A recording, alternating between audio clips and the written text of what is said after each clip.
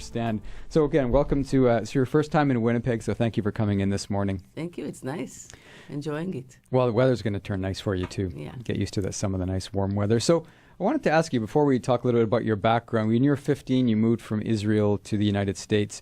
And tell us the story of who, Isaac Stern, and why and how he came into your life. So there is this a foundation called the American Israel Cultural Foundation that Isaac Stern started many years ago, and it would be towards young student of music that they would sort of pick. With every year you would play auditions, and if you had high score, you'd be sponsored for the year, so your parents wouldn't have to pay the teachers. And I was one of the people who would get high scores as a result of it. So my studies were for free through this foundation, and it still goes on these days, that particular foundation. Stern was interested in hearing some of the more advanced kids, and we would do TV programs in Jerusalem, a place called Mishkenot, and we would play for people like Stern. I played also for Pablo Casals as a child, for Alexander Schneider. He was from the Budapest String Quartet. So as a kid, I had to be prepared and play for those master classes. Basically, they were audience and TV, and Stern and Alexander Schneider, they both got to know me very well. And they are still in the archive. Some of my younger colleagues say that when they come to Israel to those places, and if you look at the archive, you can see me with my two braids, playing my concert, my master classes. Yeah. But the result is you get to know very well, and at one point, at around age 14, I remember Stern approaching my father, who was always bringing me there, and saying, she really should do this and that. And so he thought I would do very well if I went to the Curtis Institute, where there was discipline, he said, and good teaching, and because there's something in me it's important to develop. So. Yeah. So when you were taking master classes with him, is there anything in particular, other than the fact that he was suggesting you move to the States, anything you remember that he told you or told your father, or that was important when you were playing the violin? Like technical stuff? Technical stuff. Well, it was interesting. I remember two things, in fact. One of the things, he used to laugh when he said it. I'm not sure why, but if I played very pretty, vibrato and beautiful sound, and so he said, "Carmit, you can scratch. He used to say this, which really meant, and I actually carry this till today, you cannot just do one face. You cannot just have one pretty all the time. It depends what you play, and according to this, you can be shamelessly changing your sound. And so at times it can be ugly, because that's another expression, or it can scratch, press you bow." I remember that so well, because often I ran into such very pretty, but it's so pretty, finally it's like a monotonous sounding stuff. And so when I work with people, often, if I feel like I can say this, I actually use that phrase. Scratch. Scratch, please. Could you just change what you do with your bow? I mean, it's about changing emotions. The bow does. Yeah, emotions. It's about emotions. We know emotions aren't always pretty, right? I mean, so when you're playing a piece by Beethoven or by Mozart, I mean, Mozart probably more pretty than some of the other composers, I suppose, but there's always a darker side. Has, when we're listening now, I was listening to some stuff, there is, intensity. Intensity gets different. Of course, it goes along with the different styles, how you do it. The other thing he said was, whenever anybody is a little bit afraid, we kind of bend in. We kind of go like this, and he goes, "Things get difficult, Carmit, lift your violin."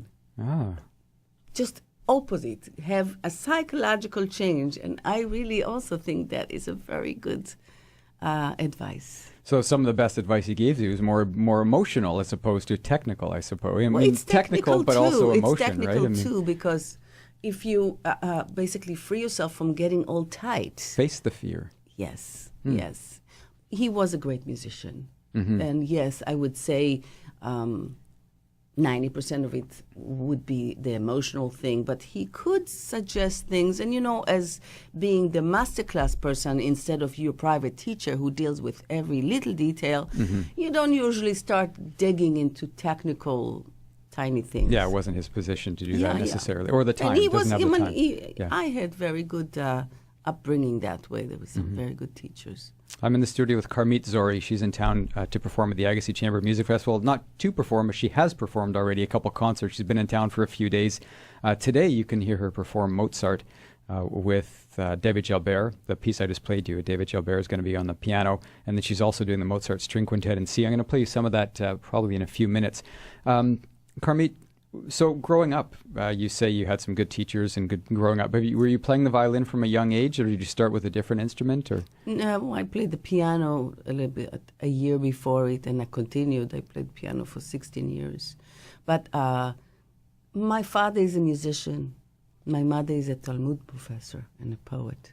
Oh, wow. Okay. So there's arts around the house, culture. Yeah. So we're 4 kids, and we all played instruments, so started very young and had the regiment, like you usually would refer this to the Chinese mothers, well, the Jewish mothers and fathers too. Yeah, I have one of those. Yeah, like you better do well in your life, you got to be educated. You were taught a little bit of French and, did a lot of stuff, but we had fun, It was our life, Some parents would say to my parents, "What are you doing? They have no childhood." But, childhood was just fine, So what instruments do your siblings play? So my sister's a pianist. Yeah. And my brother is a concertmaster, is a violinist in Israel. And my other brother, which is his twin, is a cellist. And he's a real virtuoso cellist. Wow, you could have your own group. Do you guys ever play together? Yes, we do. Yeah, when you go, they're all back in Israel? They're back in Israel. Yeah. And I'm about to do a double concerto with my violin brother in Israel next season.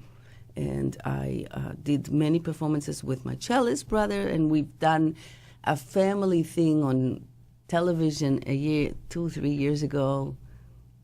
Well-known family for that. That's fun. Always be able to, does your father ever join you? Does he still play any instruments? No, because it's a trombone, So, I mean, he writes books of musicologist also, and that's Don't what he does now. Don't discount the trombone like that. Come on, there's I'm not trombonists that are there. Because he was born in the 30s, it was not... nobody had the money. So he was a late bloomer into music. He really wanted to play the cello. But the lower instrument that's a little bit maybe less practice is the trombone. I love the trombone. Yeah. I defend it whenever anybody says anything. Okay, well, there we go. Again, I'm in the studio with Carmit Zori. She's in town for the Agassiz Chamber Music Festival, her first time here in Winnipeg. Just want to wrap up with one more question. You've played at different places around the world. Is there anywhere on your list that you haven't played that you'd love to do a concert at, or anybody you love to perform with? It's a big question. I mean, the thing about performing, I've performed in many places in Europe. You basically ask, where would I like to travel to? Okay, right? Very sure. Okay, well, where would you love to travel to? So if there are concerts in Spain, I want to go there because for some reason, Spain I haven't done yet. For some reason. Well, if you're out there listening in Spain, here's Carmit right here offering up services to come and play there, and it'd be a great opportunity. Yeah. Okay, so Spain. It's interesting. Whenever we travel, of course, we open our eyes, and it's a wonderful thing to do, to see new places. Well, but I've been to lots of places. Yeah. And now you've marked off Winnipeg on your list. I know it was high up on your list for just under Spain. Coming back to Canada, too. Coming back to Canada. October. Yeah, first Spain, and then Winnipeg was number 2 on your list, I'm sure. So now we've marked off that on the bucket list again. Thank you for coming in this morning. Carmit Zori in the studio. She is, again, performing today with the Agassiz Chamber Music Festival, and you can catch her. Go to the Agassiz Festival website, and you can find out more information about the concert. It's today. Takes place 6:45 is a pre-concert talk with Andrea Ratuski from Classic 107, and then she'll be performing Mozart's Violin Sonata in E minor and the String Quintet in C. And speaking of the String Quintet in C, here is the slow and beautiful movement, as described by Carmit, by Mozart.